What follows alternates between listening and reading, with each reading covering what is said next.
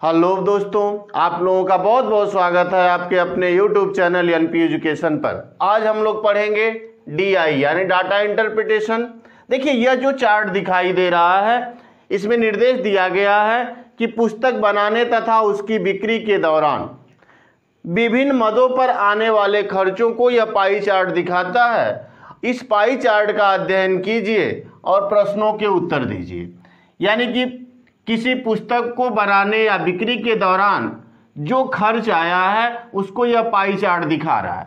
जैसे देखिए, छपाई पर व्यय कितना किया गया 35%, जिल्दसाजी तथा कटाई पर जो व्यय हुआ 18%, और विज्ञापन पर जो व्यय हुआ 18%, फिर रॉयल्टी पे जो व्यय हुआ 18%, विविध जो व्यय हुआ 4%, और कागज की लागत पे जो व्यय हुआ वह 10%। अब इसका अध्ययन करना है और जो प्रश्न दिया गया उसका उत्तर देना है।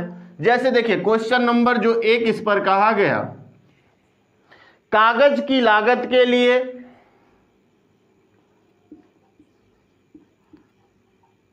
कागज की लागत के लिए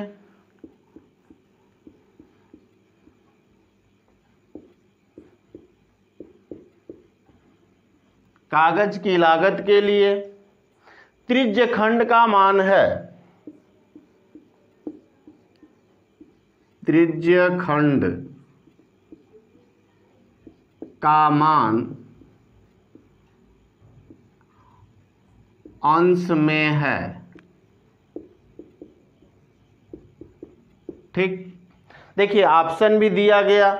ऑप्शन ए है 22/1/2 डिग्री। ऑप्शन जो बी है 16 डिग्री। ऑप्शन जो सी है 54.8 डिग्री। और ऑप्शन जो डी है वह है 36 डिग्री। यानी कह रहा है कि कागज की लागत के लिए त्रिज्य खंड का मान अंश में है।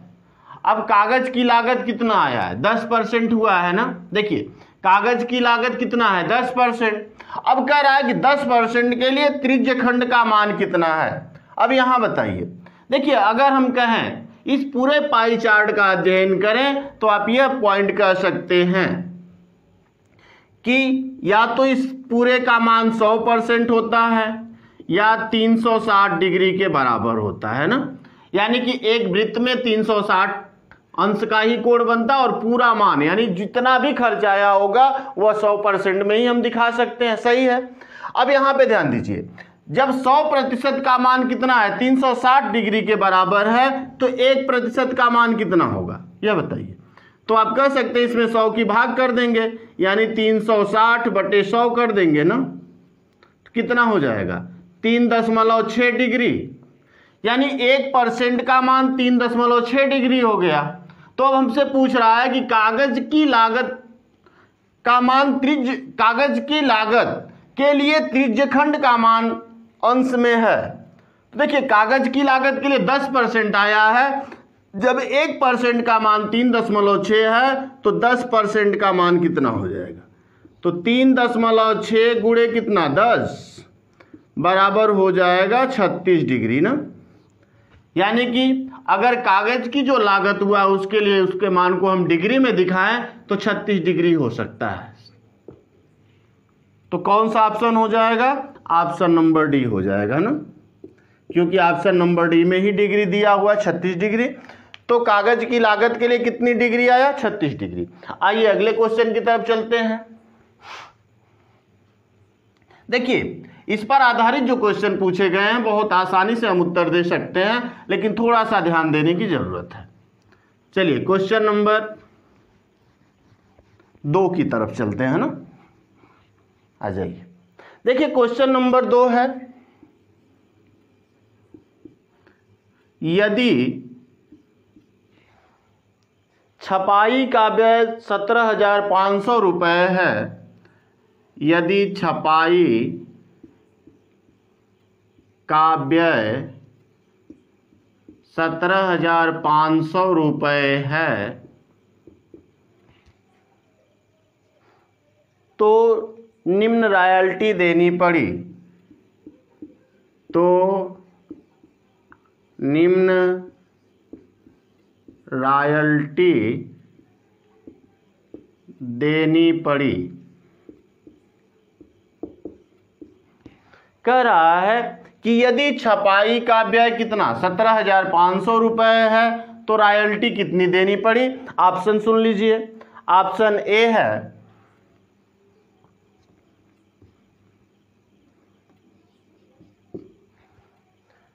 8750 रुपये, यानी 8,750 रुपये।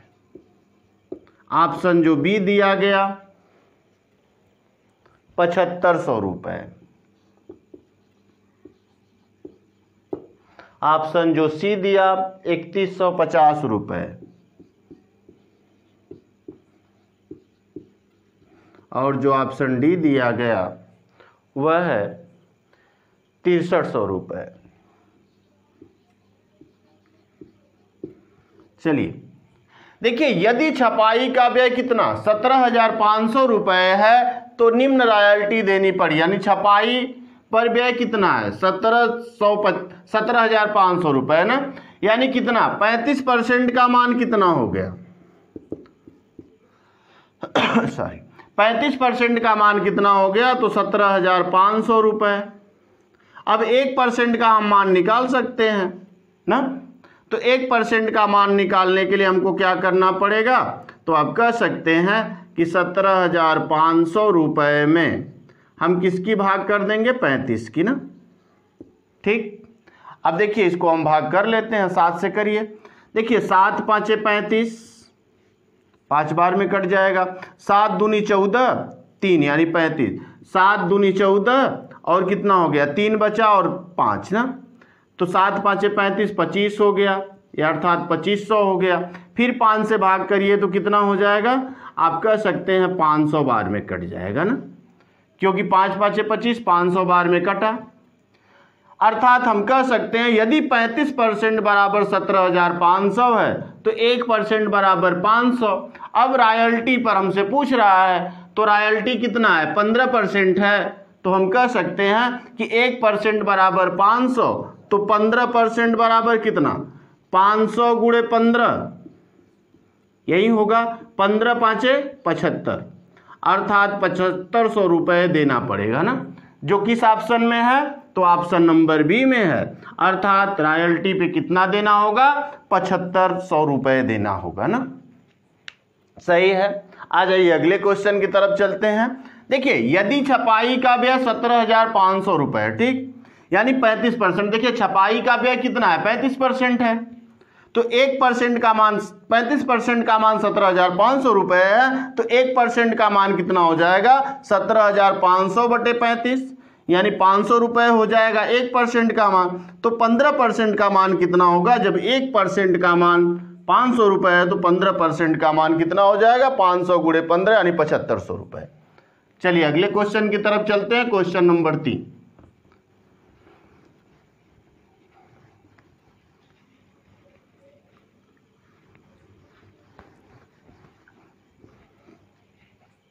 देखिए क्वेश्चन नंबर जो 3 है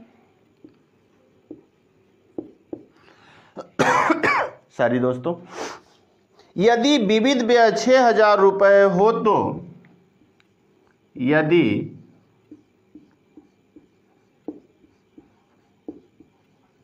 विविध व्यय 6,000 रुपये हो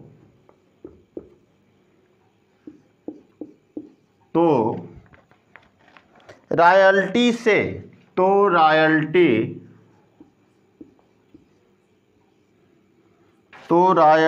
से जिल्दसाजी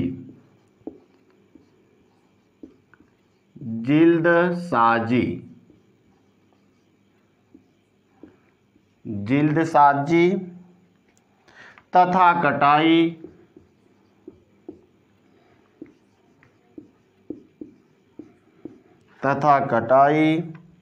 के लिए कितना व्यय अधिक है, के लिए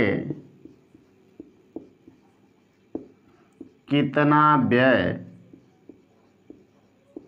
अधिक है।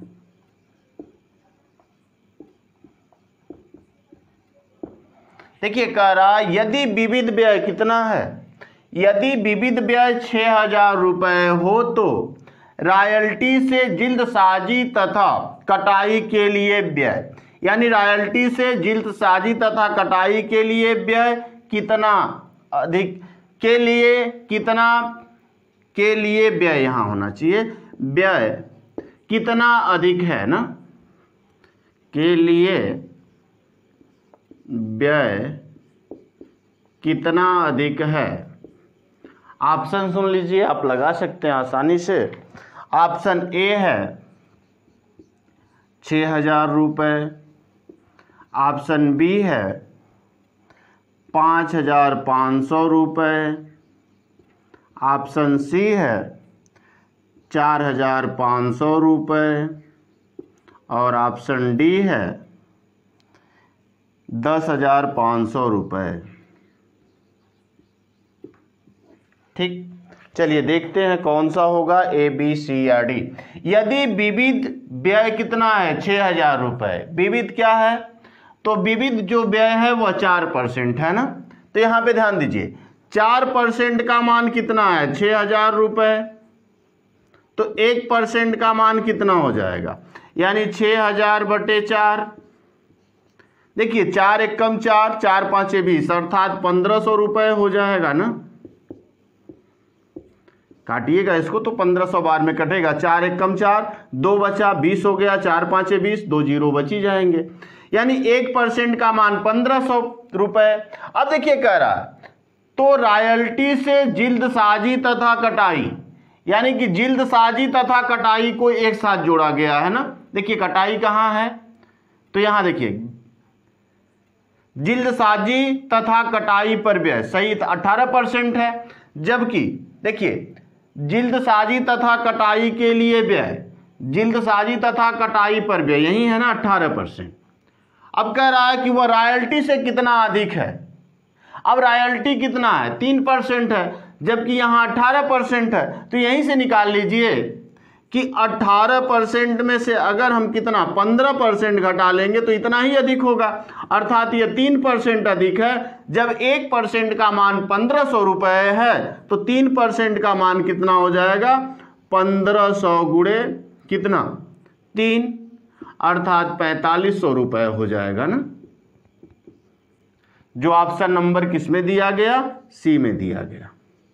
देखिए अगर ऐसा प्रश्न पूछता है कभी भी तो यहीं से आप घटा लीजिए, बहुत ज़्यादा नहीं कि इसका भी मान निकाल के फिर इसका मान, यह मान निकाल लें फिर यह मान निकाल के घटाएं तो लंबा प्रोसेस हो जाएगा। केवल आप सीधा घटाइए। देखिए जिल्दसाजी तथा कटाई पर भी 18% है, रॉयल्टी पे 15% है, अर्थात हम कह सकते हैं कि जिल्दसाजी तथा कटाई पर व्यय 18% है और रॉयल्टी पे 15%। जो 3% क्या है अधिक है, तो जब 3% अधिक है तो 1% का मान 1,500 रुपये है, तो 3% का मान कितना हो जाएगा 4,500 रुपये, यानी ऑप्शन नंबर कौन सा सही, सी वाला सही। चलिए अगले क्वेश्चन की तरफ चलते हैं, क्वेश्चन नंबर 4।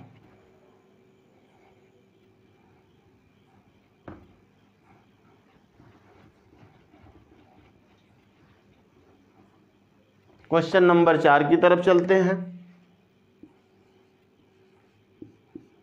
देखिए क्वेश्चन 4 जो दिया गया है, विज्ञापन के लिए व्यय, विज्ञापन के लिए व्यय, विज्ञापन के लिए व्यय के केंद्रीय कोण से, के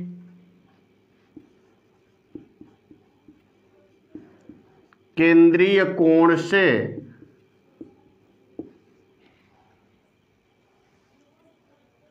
छपाई के व्यय का केंद्रीय कोण से छपाई के व्यय का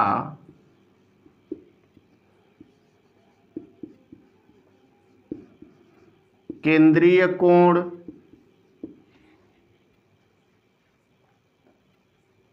निम्न अधिक है,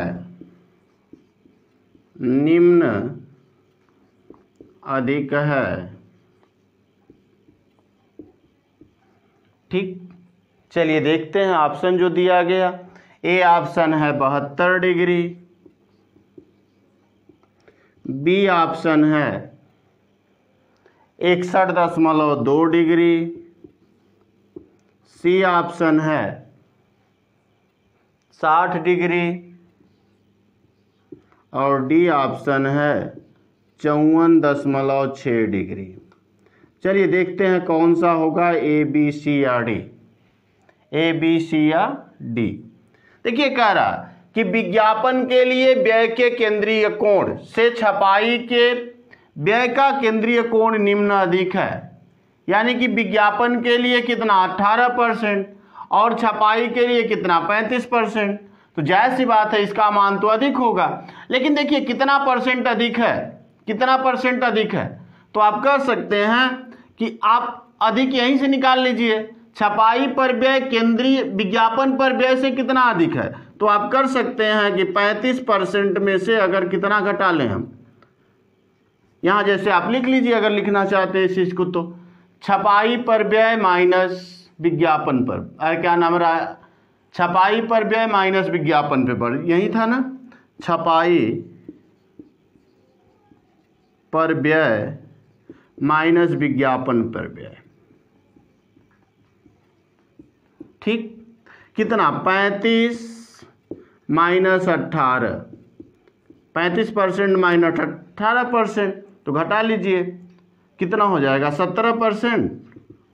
ठीक है, 17% हो जाएगा। अब देखिए 17% अधिक है। अब यह बताइए 17% के लिए कितना कोण बनेगा, 17% के लिए कितना कोण बनेगा, क्योंकि 1% बराबर कितना 3.6 डिग्री बन रहा है। तो 17% के लिए कितना कोण बनेगा, यानी 17% बराबर कितना हो जाएगा, तो आप कह सकते हैं कि 3.6 गुणे 17, 3.6 में 17 का गुणा कर दीजिए, देखिए कितना हो रहा है। तो आप कर सकते हैं 3.6 गुणे 17, 7 छक 42 को 2, अंत में 2 आया है तो या तो यह हो सकता है या तो यह हो सकता है, लेकिन चूंकि दशमलव होगा तो यही होना चाहिए, लेकिन लगा लेते हैं ना। देखिए 7 तिरिक 21 और 4 25। ठीक, 7 छक 42, 7 तिरिक 21, 4 25, 1 छका 6, 1 तिहाइयाँ 3। देखिए 2 हो गया, 6 5 11 हो गया, और कितना हो गया 3 2 5 1 6 हो गया, अर्थात 61.2 डिग्री ना, जो किस ऑप्शन में है भैया, आप लिख सकते हैं 61.6 डिग्री, जो किस ऑप्शन में दिया गया है, तो ऑप्शन नंबर बी में ना। देखिए ऐसे ही निकाल सकते हैं हम, क्योंकि यहाँ ही देखिए परसेंटेज का कितना अंतर है। जब 1% का मान 3.6 डिग्री के बराबर है तो 17% का अंतर था, तो 17% का मान कितना हो जाएगा 61.6%। नहीं तो आप इसका निकालिए, फिर इसका निकाल के आप घटाएंगे तो बहुत कठिन चीज़ हो जाएगा, लंबा प्रोसेस होगा, जबकि हम परीक्षा में सोचते हैं कितना जल्दी से जल्दी प्रश्नों के उत्तर दे सकें। चलिए आ जाइए अगले क्वेश्चन की तरफ चलते हैं। क्वेश्चन नंबर 5,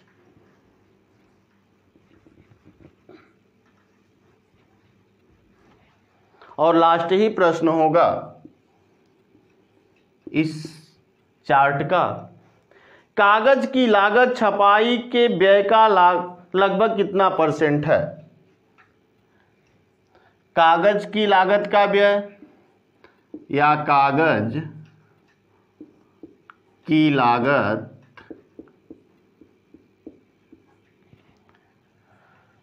आगे कह रहा है छपाई के व्यय का लगभग कितना प्रतिशत है। छपाई के व्यय का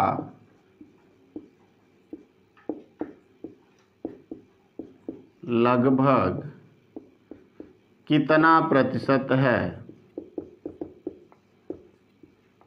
यही ना, कितना प्रतिशत है।